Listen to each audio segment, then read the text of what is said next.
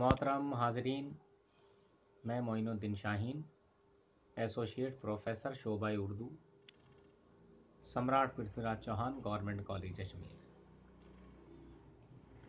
कल हमने नाविल निगारी के सिलसिले में अपने एक लेक्चर का आगाज़ किया था,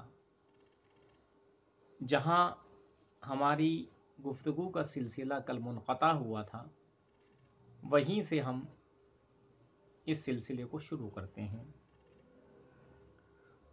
कल मैंने अर्ज़ किया था कि उर्दू में नाविल निगारी अंग्रेज़ी अदब के ज़ेरे असर शुरू हुई। जिस तरह से मुख्तलिफ़ शेरी और नसरी असनाफ़ के अज्ज़ाए तरकीबी होते हैं, वैसे ही नाविल के भी कुछ अज्ज़ाए तरकीबी हैं, और आज की नशस्त में हम उन पर गुफ्तगू करने जा रहे हैं। सबसे पहले एक किस्से का होना बहुत ज़रूरी है, यानी कहानी, स्टोरी या कथा जिसे हम कहते हैं।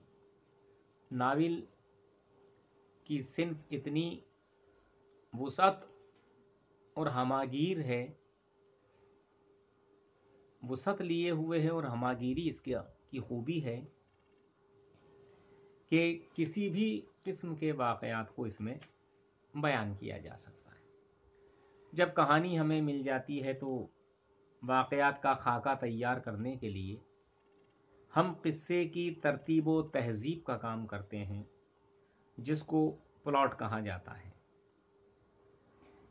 और प्लॉट वैसा ही प्लॉट होता है जिस तरह के कोई इमारत की तामीर के लिए हमें ज़मीन की ज़रूरत होती है। किरदार निगारी नाविल में बहुत अहमियत रखती है। किरदार दो तरह के होते हैं, ज़िम्नी किरदार यानी मुख्तसर किरदार जो होते हैं, और मरकज़ी किरदार। मरकज़ी किरदार वो होते हैं जो शुरू से आखिर तक नाविल में मौजूद रहते हैं और ज़्यादा सरगर्म अमल होते हैं।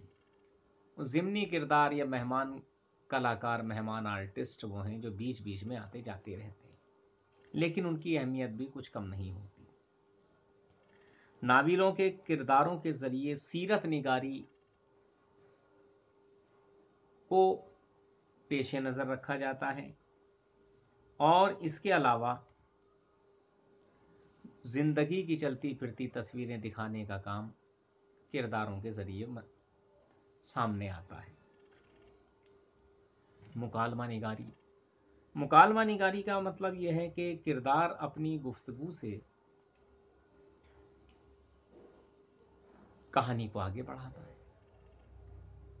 किरदार निगारी के साथ साथ ये जो मुकालमा निगारी है, जिसको अंग्रेज़ी में डायलॉग और हिंदी में संवाद कहते हैं, इसके लिए ज़रूरी है कि हमें ये देखना पड़ेगा, यानी नाविल निगार को ये देखना पड़ेगा कि वो किस तबके का किरदार अपने नाविल में पेश कर रहा है, उसकी ज़बान कैसी, उसकी तहज़ीब कैसी, उसके आदात, उसके अखलाक कैसे होने चाहिए, उसके ऐन मुताबिक किरदार उसको के मुताबिक उसको मुकालमा निगारी या ज़बान का इस्तेमाल करना होता है। मंज़र निगारी का मामला यह है कि बाज़ औक़ात नाविल निगार हमें ऐसे मनाज़िर फ़ितरत से रूशनास कराता है, यहाँ उसकी दानिशमंदी इस बात पर मुनहसर करती है कि वो जब किसी मंज़र को पेश करता है तो वो उसको ऐसे अल्फाज का इस्तेमाल करना चाहिए जिनको पढ़ते वक्त या सुनते वक्त हमारे दिलो दिमाग पर ऐसा असर तारी हो और हम ये महसूस करने लगें कि जो कुछ नाविल निगार बयान कर रहा है दरअसल वो हमारी आंखों के सामने हो रहा है। नुक्ता नज़र भी बहुत ज़रूरी है, यानी मकसद हयात। बग़ैर मकसद की ज़िंदगी बेकार होती है, वैसे ही अगर बग़ैर मकसद का कोई नाविल लिखा जाता है तो ये समझिए कि वो वक्त की बर्बादी के सिवा कुछ नहीं। नाविल निगार का ये अव्वलीन फरीज़ा होना चाहिए कि वो ऐसी स्टोरी या ऐसे मौजू पर नाविल लिखे जिससे हमें कोई पैगाम मिले, कोई संदेश, कोई मैसेज मिले। इस किस्म के नाविल जब लिखे जाते हैं तो नाविल निगारों की کامیابی کی ضمانت تصور کیے جاتے ہیں۔ تو آج کا لیکچر ہم یہیں ختم کر رہے ہیں۔ یہ تھا ناول نگاری کے اجزائے ترکیبی۔